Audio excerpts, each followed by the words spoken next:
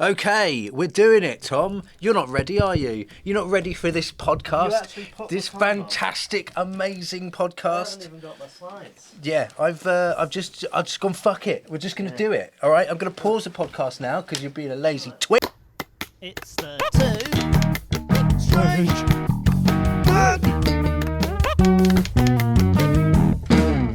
Here he comes. Back in the room now. Here he comes. Here he comes. I've done something wrong. Will you sort your fucking microphone out? This is insanity. Like, you can't just go, oh, yeah, we're discussing this, and then just be like, well, we're done. We're done. Like, give a man a fucking bone, right? A busy day. I am not going to bone you. Oh, I don't want to do hell. this today. HR.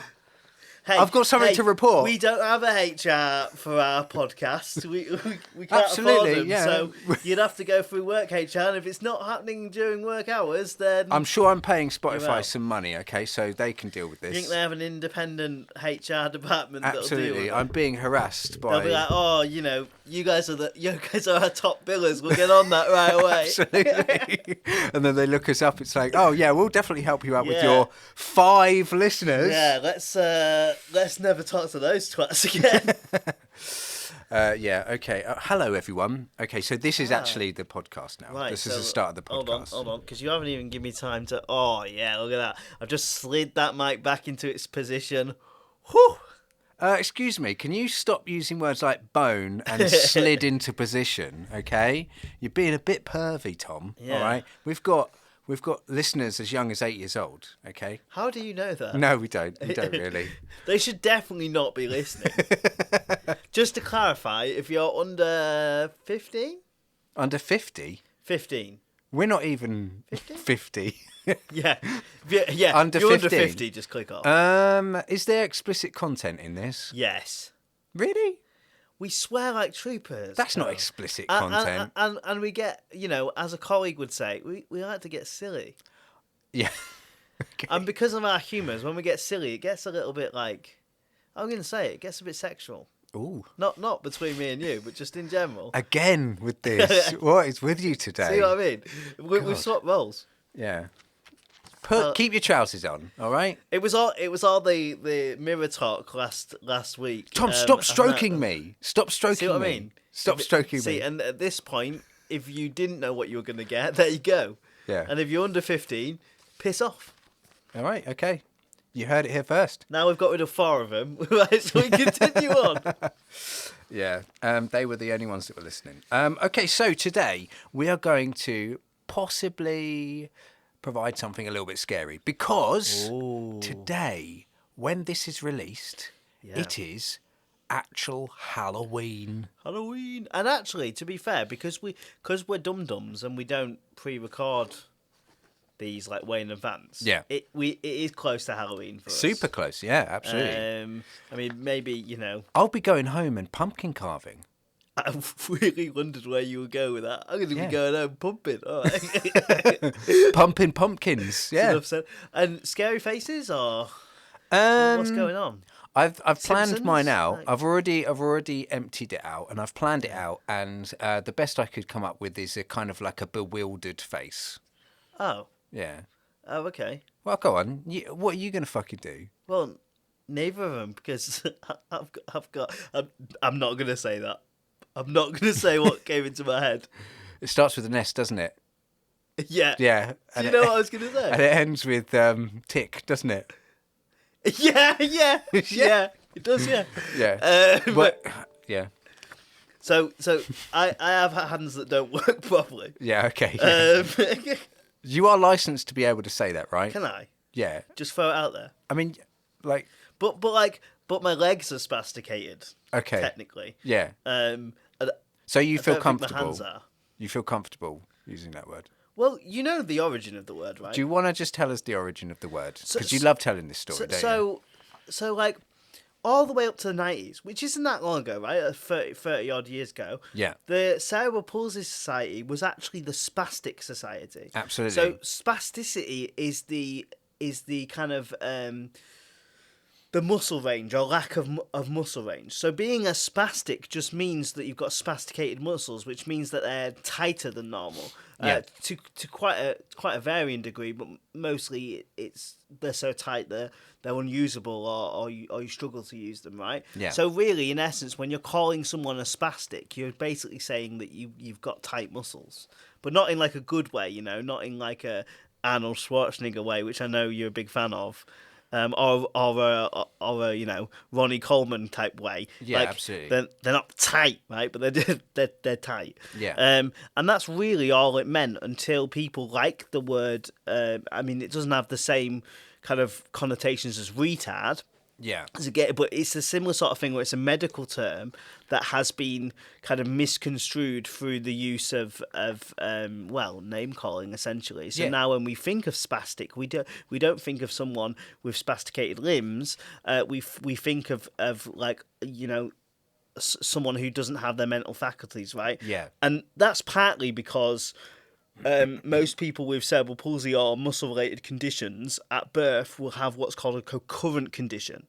So co-current condition means you have other stuff alongside it. And because, for the most part, cerebral palsy, which is the main kind of spastic condition that's associated, is brain damage. Yeah. So usually you'll have that kind of part, the growth part of you that stops your muscles being able to grow and function the way that they should. But also you'll probably have some form of learning difficulty or some kind of like, to borrow a medical term that has kind of been misconstrued, some sort of old school mental retardation, as they would call it, like global development delay or something like that. And that's why the word spastic has that kind of dual meaning of someone that of low intelligence or someone that's not able to kind of grasp concepts. But actually, it's got nothing to do with that. It's all about movement impairment and stuff like that. I own it. I'm not walking around going I'm a spastic or anything like that. But like if somebody like in the form of a joke, it might come out. Yeah. So what you're saying is you won't be carving a pumpkin because you have spastic hands. Yes. Yeah. Long story short. And it's not even true because I've carved pumpkins before. I'm actually quite skilled with a knife. Take that as you will.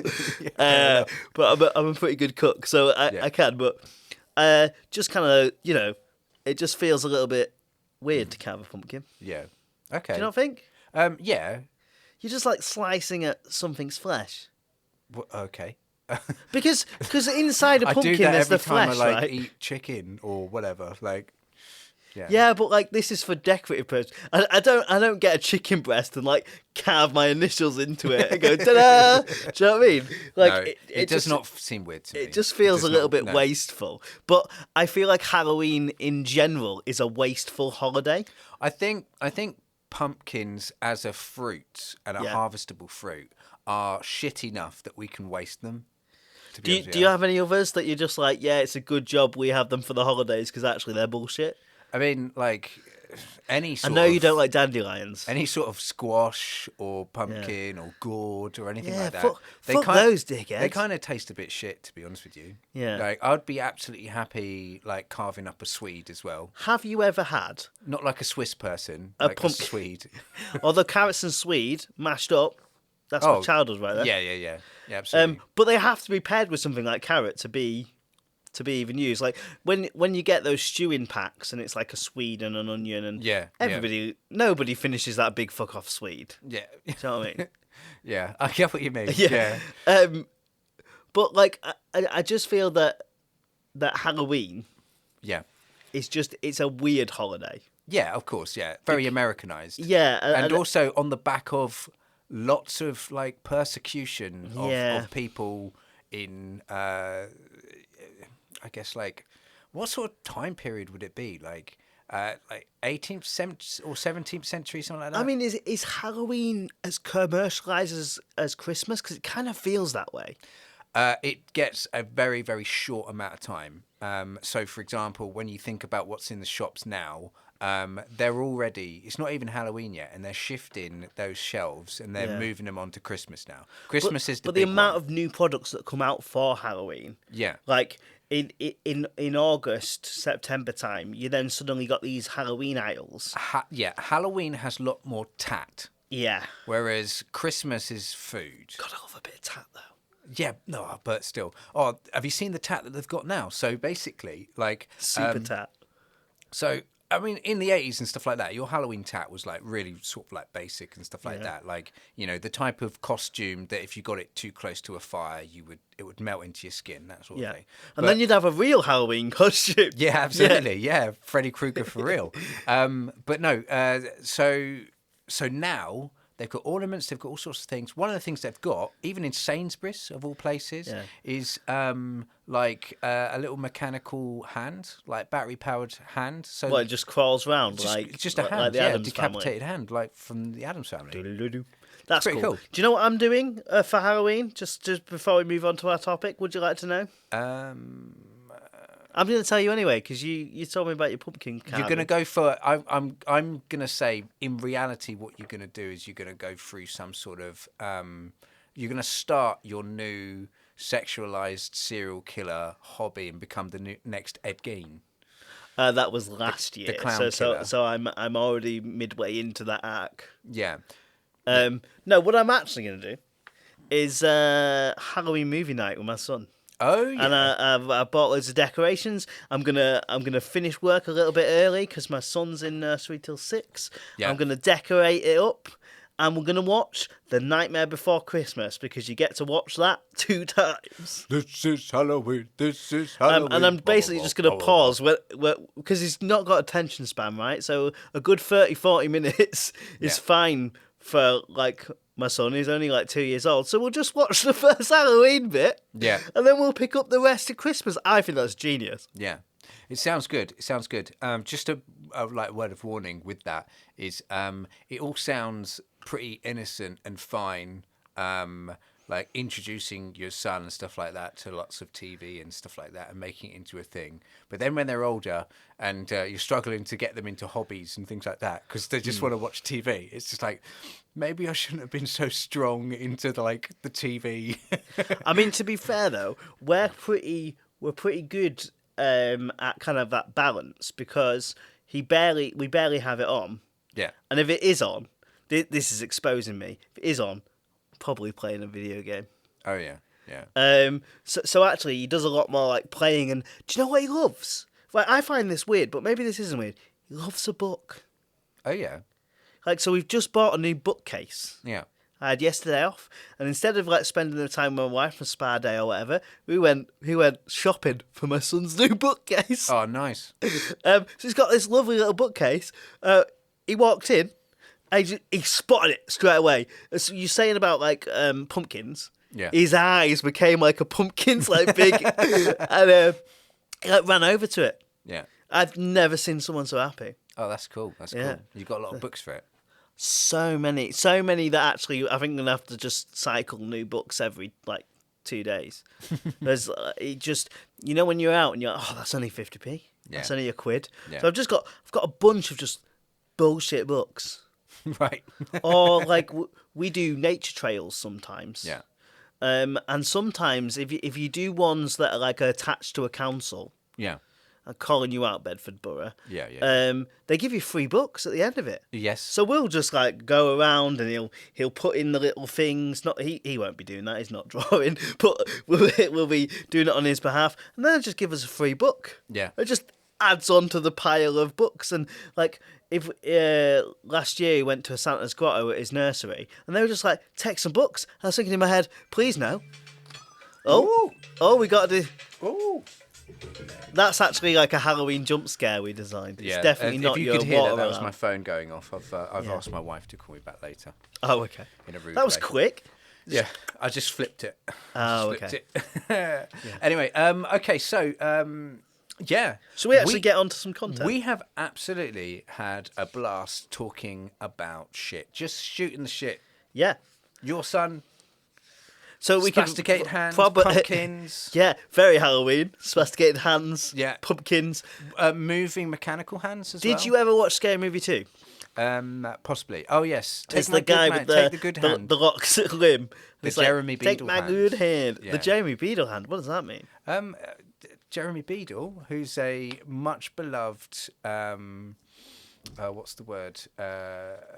TV presenter. Yeah. From the Watch out, 80s. Beatles about. Yeah, Watch Out Beatles About. Did the whole candid camera sort of thing. He had a weaker hand. Did he really? He did, yeah. I had no idea that this was a thing. Yeah, you didn't really notice it. But anyway, yeah. So Again, I was going to say undercover spastic. I should not be saying that. I should we should just- not be saying that. Shall we just change the subject of this episode to just like Spastics. spastic? Spastics in media. No, it's another S word that we're actually going to be eventually yeah. talking about. We're going to be looking at shadows because Nice. shadows are pretty scary, aren't they? Yeah, and like Scared of your own shadow. Something that we kind of like mirrors, right? We've talked about this idea before that almost everything that we like talk about in terms of myth is stuff that is around us all the time, and we're trying to quantify it. And the rich tapestry of life, we have these amazing myths Yeah. to quantify something that's around all the time. And I know that the stuff I'm going to talk about is so far-reaching, Yeah. into every corner. So do you want to kick us off today? I mean, at the end, at the heart of it is, I guess, just the idea of darkness, isn't it? Darkness Yeah. is pretty scary. It's all shadow, isn't it? That's all darkness is, really. And conceptually, it makes a lot of sense. Yeah. Because when we don't know something, when we don't know kind of the outcome, that's terrifying. Death is terrifying to us, not because it's final, but also we don't know what's happening after, right? Yeah. And what is darkness but the objective light? That you don't have a way to map out darkness. You don't know what's in there. Could be anything. Yeah. The idea of a bogeyman is just this idea that something is lurking in the dark, right? You don't have the details. You don't have a concept of what it is. So it makes a lot of sense to me that like whenever you see like particularly animes, the Shadow Realm. Yeah. It's never like, hey, do you want to pop to the Shadow Realm and have a cup of tea? It's like, the Shadow Realm. It makes a lot of sense. Yeah, totally. I got up super, super early today, couldn't sleep, so I thought, fuck it, I'm just going to go for a walk, as I often do. But it was so dark now because the clocks had gone back. Yeah.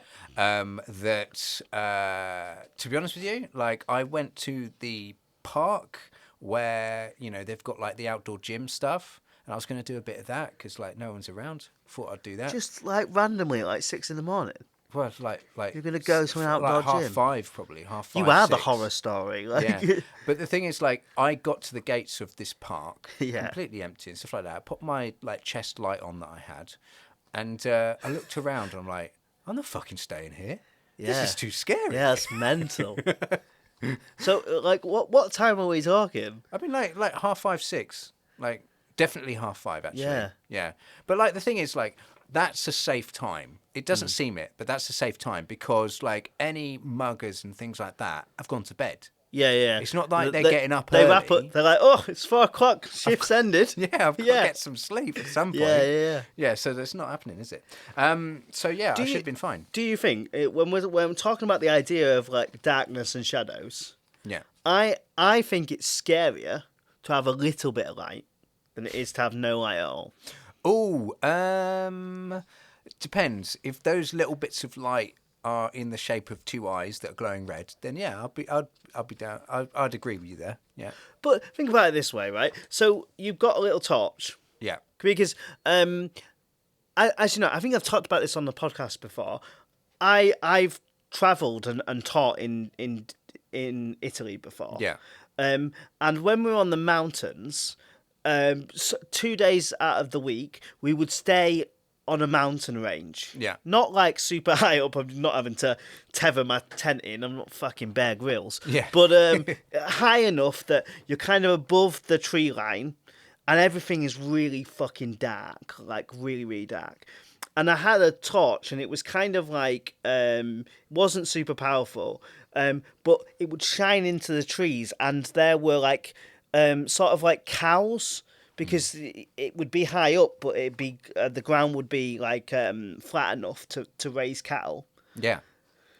Fuck me, because the light would reflect on these cows, and then you're trying to go for a piss at like 4 o'clock in the morning, and all you see is a fucking half a cow's face. And I don't know if you've ever been in this situation, but when you're on a mountain and you see half a cow's face and you're tired, you can convince yourself it's a fucking chupacabra. Yeah. That's some scary shit. Oh, absolutely. If you're not expecting it, I've recently I've been walking around just in the dark, as I've mentioned. Really wonder where you go. But I've not been wearing my glasses as well, so it's even worse. And there've been points in time where I've been just walking down like lanes without any sort of like lights and things like that, because they're like country lanes and stuff like that. And dog walkers will be out with their headlamps and stuff, but they won't say anything to me. They'll just be these disembodied like floating lights, looking like the fucking Hound of Baskerville, just yeah. And like as you're passing them, because you're squinting and stuff like that, you probably look like an absolute loon as well. Doesn't help that you're hunched over. Like, I get breathing heavily. But anyway, moving on. Okay, so right, so I'm just going to remind us about Carl Jung's concept of the shadow, because it remains one of the most enduring metaphors in modern depth psychology. Okay, so for Jung, the shadow represent the repressed, denied, or unconscious aspects of the personality. So, for example, your homosexual thoughts, Tom, that you're always repressing, are probably that we said we wouldn't speak about on the podcast. Oh, sorry, mate. I'll edit this bit out. But anyway, that's probably what you're repressing. Do you know what I mean? Yeah. Yeah, I mean, like it's again that idea of like the conscious and the subconscious, right? Yeah. Yeah, of course. Everything we refuse to acknowledge, like your urges, in ourselves. It's really hounding home that. I shouldn't do that with my hands. But that makes it so much worse. But they continue to influence your behaviour. All right. So, So is this a separate self? Sorry. The shadow, is it a separate self? This idea of the.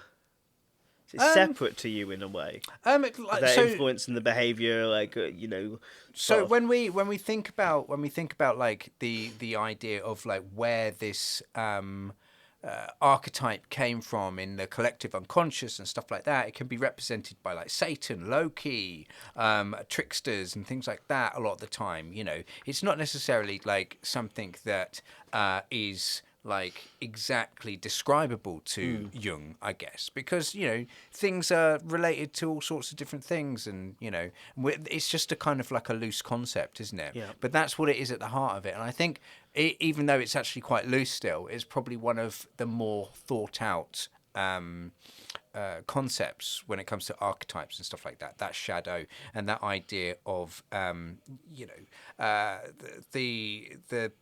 things that we don't want to admit about ourselves that then affect our behaviors and stuff like that.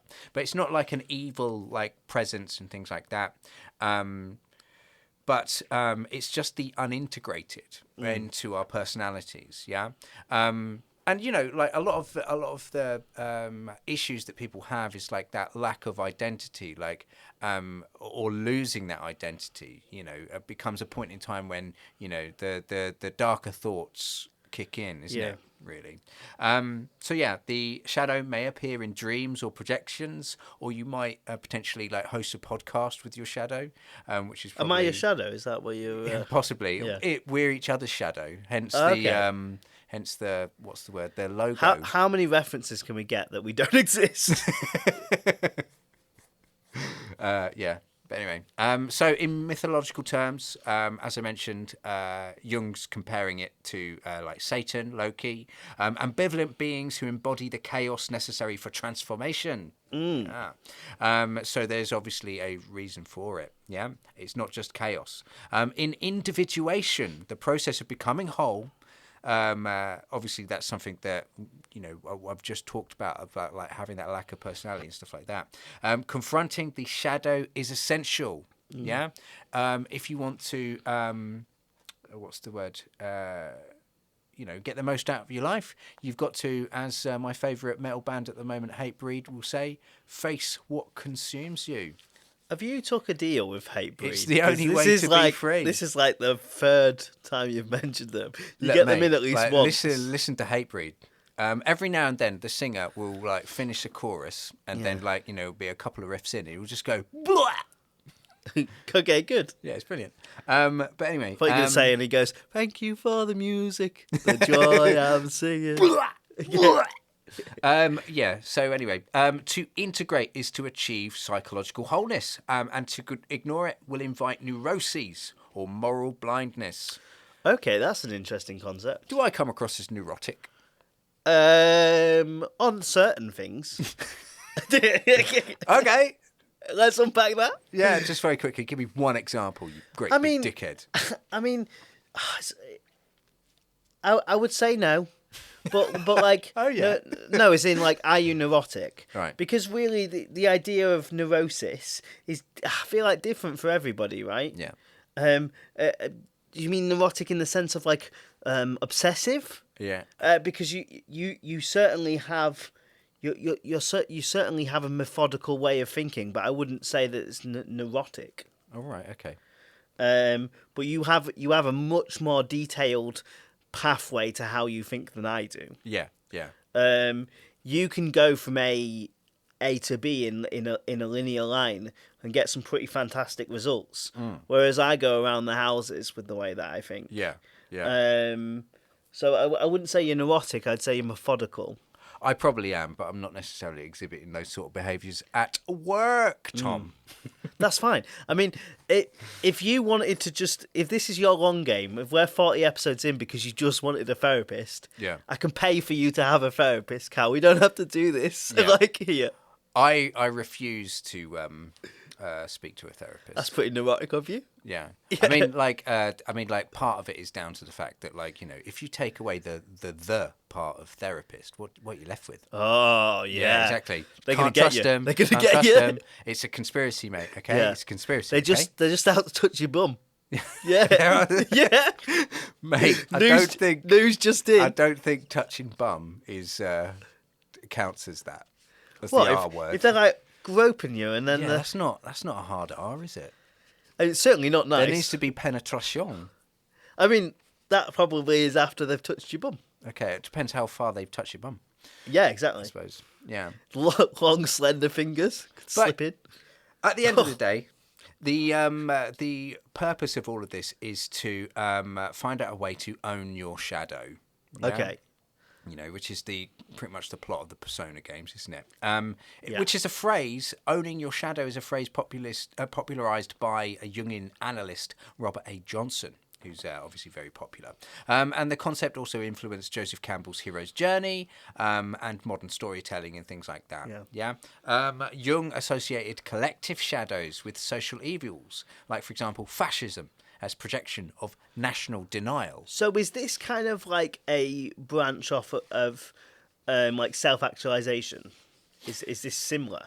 Yeah, to a certain extent, I would assume so. I think it's part of self-actualization. I mean, it's one of the processes. If you're going to take like a process that Jung would agree with, he would definitely say you've got to confront your shadow, get that boy out of there.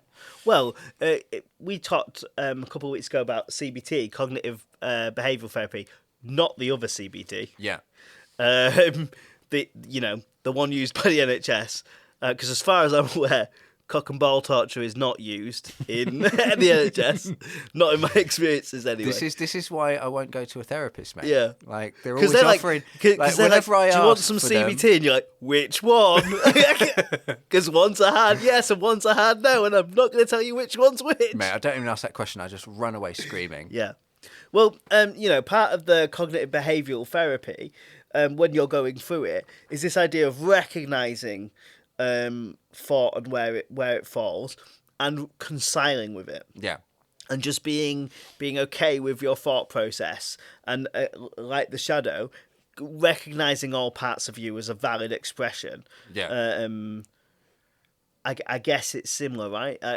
It seems to me that CBT very much uses this idea to create a whole self. Yeah. I'm just gonna knock the whole idea of therapy on its head. Why would I need therapy when I've got this podcast and Hatebreed? Yeah. Yeah. That's what I need. You are doing an advert. I Yeah. swear. I'd say I'm gonna check the podcast finances. We don't have one. We don't have any podcast finances. I'll put "Listen to Hatebreed" in Yeah. the what's the word? The podcast description. That is for literally today. the title of this episode. Listen to Hatebreed, and then link to their official Bandcamp or whatever people upload to now. Bandcamp. Jesus. Okay. Bandcamp. All right. That was moving like on. a thing for a while. Go on. Give us one. We're moving on now. I'm gonna take you to Africa. Thank you very much. But not in the way that the South Park creators would. Oh, so not yeah. in a Book of Mormon way, Yeah. but in a more Or Starving Marvin way. yeah, in a more conceptual way. Yeah. So we're going to go to West Africa this time. West Africa. What sort of countries are in West Africa? Don't ask me stuff that I don't know the answer to. What countries are in West Africa? Oh, I'd say like Nigeria's like Central Africa, right? Like, I could not know less about a continent if I tried. oh dear. I could say. If we're gonna offend people, we can move on. Ghana. Yeah, okay. So somewhere in West gonna look it Africa, what? And you can kind of update. I'm sure there's someone out there screaming, "How do you not know?" I know, Insert it's famous terrible, West isn't it? African place here. I mean, we struggle with Europe for a lot of the time. So I struggle with England. yeah. It's hard to get that recall straight out. But so in West Africa, Oh man, mainly, I was gonna say Nigeria. I was gonna say Ghana. Got it right. Yes. Oh, nice. Get Yeah. in. So Ivory Coast. typically in Nigeria and Ghana and other West African popular places, Yay! you have the Yoruba cosmology. Yeah. Okay. So, and in Yoruba, you have the Emi and the Ojiji. So the breath and the shadow. Right. Okay. Emmy. The Emi is the divine breath of life, granted by Aldemir, which I guess is their the big boy deity. Yeah. Let's just, without knowing much about it, let's just say the Zeus of West Africa. So it's again, Aldemir. Aldemir. Okay. Yeah.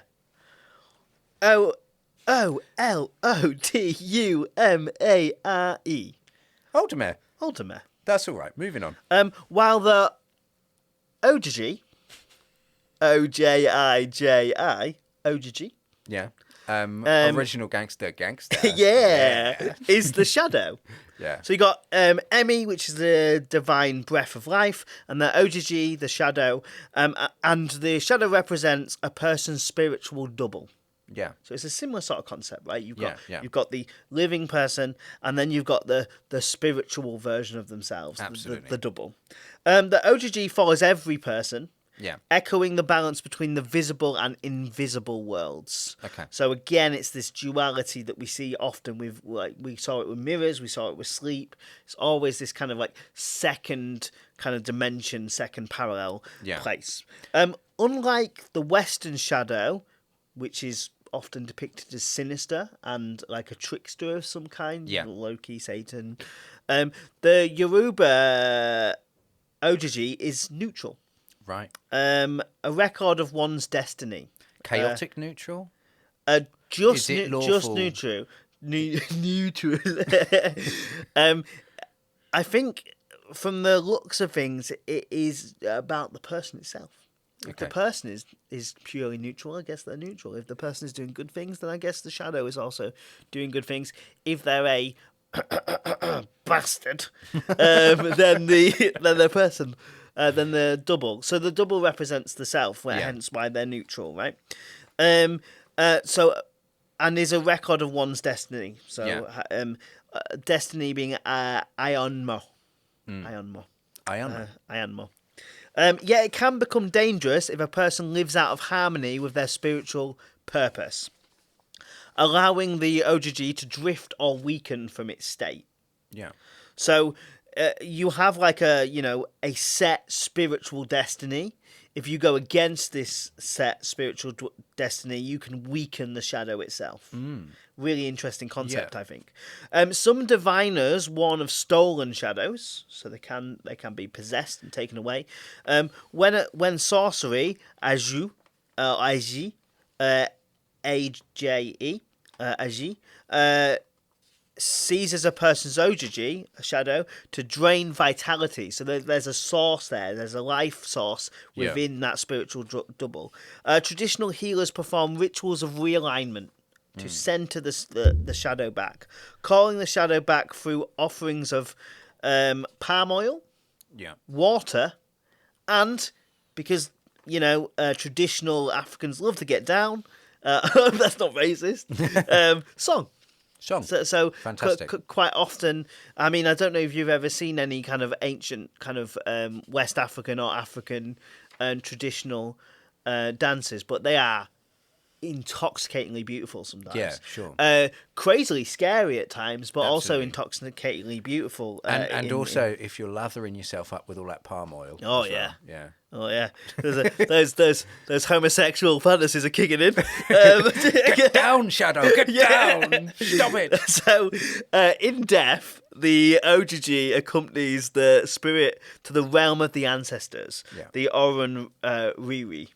So, funnily enough, they become almost like psychopompi. I'm really interested in that idea of someone's destiny in that culture, and like, what sort of clues do you have to say that you are going off the path towards your destiny? This makes me want to do a deep dive on Western African, Yoruba like Yoruba in general. I don't have a pen. We'll definitely really remember interesting, but I think we maybe should do, because we typically, or at least other podcasts typically tend to focus on Greeks, Aztecs, and Western culture. So I feel like that could be a good one to kind of unpack. Yeah. Because there's so much interesting information here. So once the Ojiji accompanies the spirit to the realm of the ancestors, the shadow is both a guardian and a guide. So again, very much like the psychopompoi that we looked at weeks ago. Not darkness itself, but the shape of the soul in the sunlight, which beautiful imagery, really, isn't it? The Ojiji literally means that which follows, echoing the Egyptian Shiot. Yes. So it's a being in its own right. And it is attached to you through this idea of destiny, of a spiritual destiny. Yeah. So from the looks of things, everybody has their own Ojiji. Yeah. And they attach to you. Shadow stealing stories appear in African diaspora religions like Centaura and Candomable.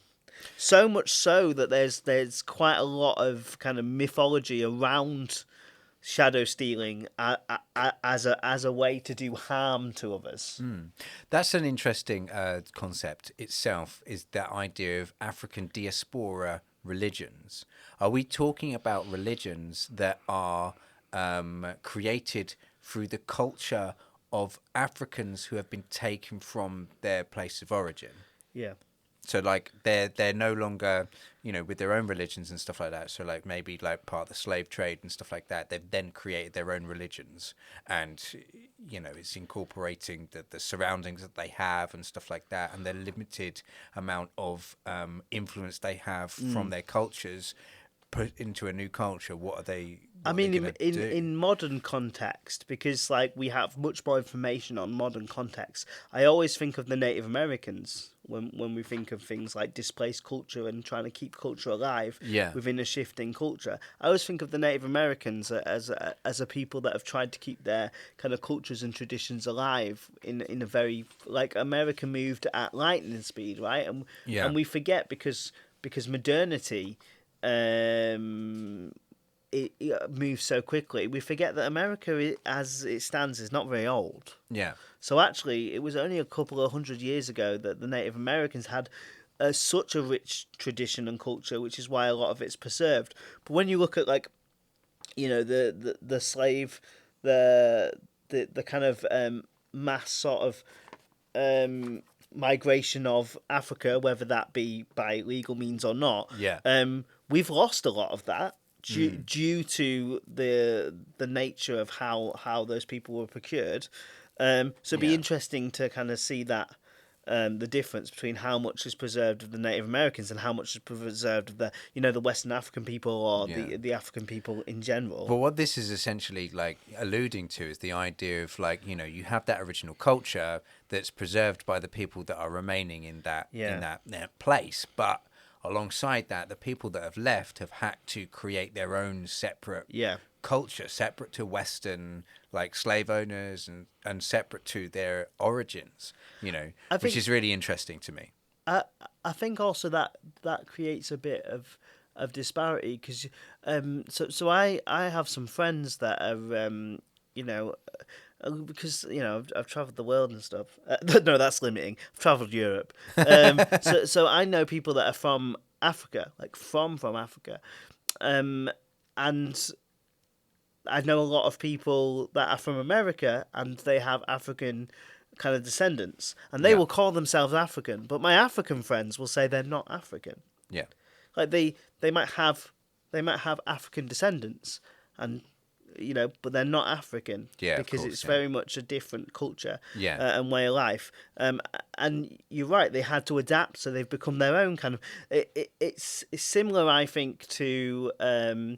Italians and American Italians. Yeah, totally. American Italians will say they're Italian, but actually you speak to an Italian in Rome, they're like, oh well, we appreciate that they have history here, but they're not Italian. Yeah. Because they have their own subculture. Yeah. So going back to the Yoruba. Yeah. The Ifa oracle can actually diagnose disturbances between the divine breath and the shadow itself, so the Emi and the Ojiji. Yeah. So an oracle can go, okay, well, this shadow has been taken, and the breath of life needs to, be breathed back into the Ojiji, the shadow itself. So the priests and priestesses can identify any kind of disturbances within the kind of ecosystem. Yoruba proverbs equate losing one's shadow with losing one's destiny. Oh, yeah. So if the shadow is kind of lost, then you essentially lose your ability to guide your life. Yeah. Shadow also refers metaphorically to lineage as well. So ancestors whose presence lingers can attach themselves to your Ojiji. So essentially, not only are you going to lose your destiny when you lose your shadow, you might lose your loved ones, right? That have already passed on. So right. it's a very kind of like sensitive subject. If somebody it seems like as symbolism, it's packed full of lots and lots of different concepts. This shadow in Yoruba culture. Yeah, it seems like it ties all into their kind of a whole ecosystem of life. Very interesting stuff. Yeah. So. I don't know if we've got enough time for another one. I'm just going to try like bash out one of these because you've mentioned some similarities between the Yoruba Ojiji and the Egyptian Shuat. So yeah, I'm just going to specifically talk now about the Egyptian Ka and the shadow soul, and then I think we'll end there. So in ancient Egyptian cosmology, a person was not a single being but a composite of spiritual components. Among them was the Ka, Ba, the Ak, and the Sheut. And the Sheut specifically is what we're going to be looking at. It's literally the shadow. It was considered one of the essential parts of existence. And it's bound to the person yet capable of independence. Yeah? So you ever wonder where your shadow goes at night or whatever? It's probably got like a night job, Yeah, touches somebody else. Yeah. Other side of the world. Absolutely, yeah. Oh yeah, that makes sense, doesn't it? Because of the sun and shit. Yeah. Yeah, like your doppelganger. Absolutely, your doppelganger, which I am looking forward to having a couple of episodes on. I love the concept of a good old doppelganger. Yeah, especially other side of the world. Yeah. Just me, but speaking, I was going to say French. That's not the other side of the world. There is not a week that goes by where students don't pop up a Google image search and say, you look like this guy. Do you know who's the worst for that? Yeah. One of your colleagues does that all the time. Yeah.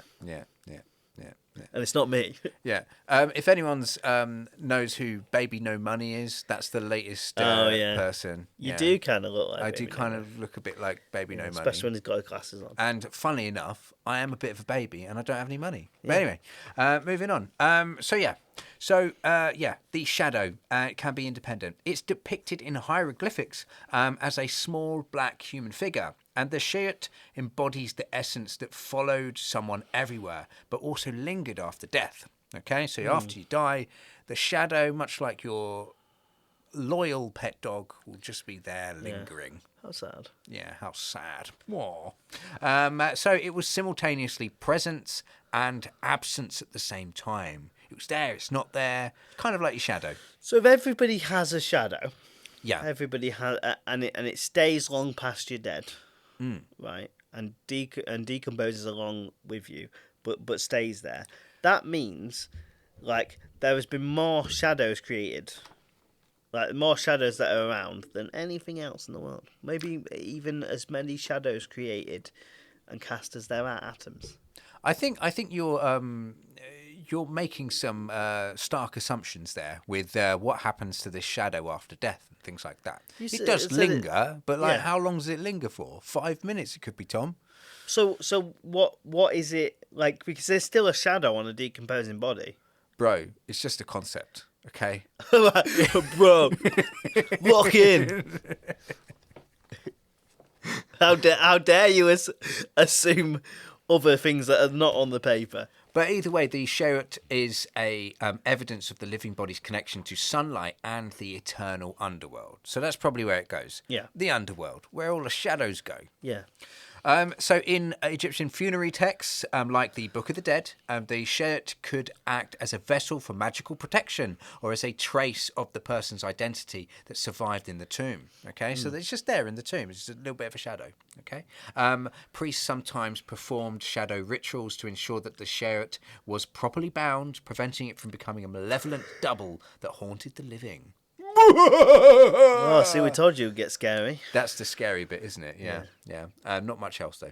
A lost shadow was a soul fragment at risk of annihilation. So a fragment of you, it might be annihilated. If we harken back to that idea of personality and self-identification and stuff like that, that shadow that we've got in like contemporary Western psychoanalysis and stuff like that, that kind of like matches up quite nicely to what the old priests were doing back then as well. And no doubt Jung has been influenced by these other elements of the shadow that appear in these ancient texts and stuff like that. Imagine the type of research that Jung could have like done if he had access to ChatGPT. Guy would have locked in. Like he'd not learn anything like at that point in time. So think about it this way: if ChatGPT was around before Jung had any of this psychoanalytic epiphany, then there wouldn't be any fucking info, would there? Like on these sort of archetypes. So it'd just be like, okay, Google, or okay, Gemini, or okay, ChatGPT, I have this theory about every part of human consciousness is some way attached to... No, none of this would even make sense. He wouldn't be able to formulate questions. He wouldn't get anything It'd just back. be like, no, Jung, that's silly. If anything, he'd just be looking at those basic stories. It's like, I want to learn about Egyptian burial rites. Okay, here's some. Yeah. That's all he'd have. What you're saying is ChatGPT is the death of analysis. Yes, much like this podcast. Yeah. So for Egyptians, the visible shadow was proof of the sun's divine favour, sun gods and all that shite. To be shadowless, as at noon or in darkness, evoked death. Oh. So when you go out on Friday tonight, when you're listening to this, or maybe you've already been out because you're listening to this and late. the 1 hour of sun that you now get. Yeah. When you're out trick or treating, just remember. Death! There you go, guys. Yeah. Spooky episode. Are you scared yet? I've actually shit myself. Yeah. Oh dear, I can smell it. So the chariot was often stored in funerary figurines, little figurines, thought to hold part of the deceased's vitality. Do you want some funerary figurines in your grave? No, I'm alright. No, you don't I'm want any hoping to be cremated. Naruto action figures. Hoping to be cremated. You're hoping, yeah, but like cremate the Naruto. Some Funko Pops. You love those. I'm sort of get some Funko Pops in I'm there. sort of hoping that I'll be cremated and then like planted in a tree.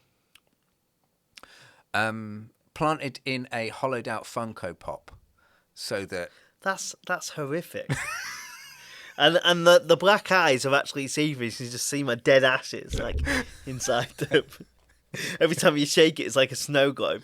Like the most morbid snow globe ever. Okay, yeah. You know, Pharaoh's shadows were actually sacred. And if you stepped on a Pharaoh's shadow, that was sacrilegious. Really? Yeah. You'd be watching that sun draw and be like, I'm not stepping in there. If he didn't like anyone, he could just run after you. Like, I remember playing that game in summer on the playgrounds. Like, don't step on the shadow. Oh, fucking hell, Pharaoh's going to come. If you touch Pharaoh's like shadow, he's going to fucking kill you. You're going to get robbed off. Yeah. That seems like an awful crazy power to give a Pharaoh. Just like, yeah, we will rob you. Oh, you touched my shadow there, you're fucked. You're fucked now, man. Yeah.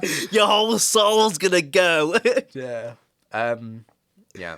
So the shadow survival was linked to the god Ra's solar journey. It kind of makes sense why the pharaohs were such dickheads, though. If they feel like they had the power to basically, like, you step on my soul, and like you're gonna get fucked up. Like, no wonder they were all hopped up on their own power. Absolutely, giving like, Moses all of that. Like that's some Yu-Gi-Oh level, fucking blue eyes white dragon level, like, you know, tomfuckery. Yeah. Yeah. So the car, or vital force, and the chariot were ritually reunited through offerings. Yeah? So that's what you're wanting to do. Your shadow and your vital force, bring them all together. That's all good. And at this point in time, I am bringing together this podcast. What have we learned? We've learned fuck all. Oh, no, sorry. We've learned about shadows. We delved a little bit into Western African culture, which was interesting. Yeah. You know, this idea of, again, duality. It comes out all the time. Absolutely. It's so not persuasive, not perversive perverted either. Yeah. It's in all of us. Absolutely. Our shadow is in all of us. And it's perverted. Perverted. Yeah. It's inside of you. So you mentioned duality. Yeah. Yeah. I like to think there's a duality between you and me. So you keep hammering on about. Yeah. Yeah. This idea that I'm just your it's a good chemistry unconscious self. What? I'm just your unconscious self. No, absolutely not. We're just two dudes with a podcast, and we're fucking smashing it, mate. We're doing great. Yeah. Yeah, we fucking are. Yeah. See you next week, bitches. All right, see you later. Bye.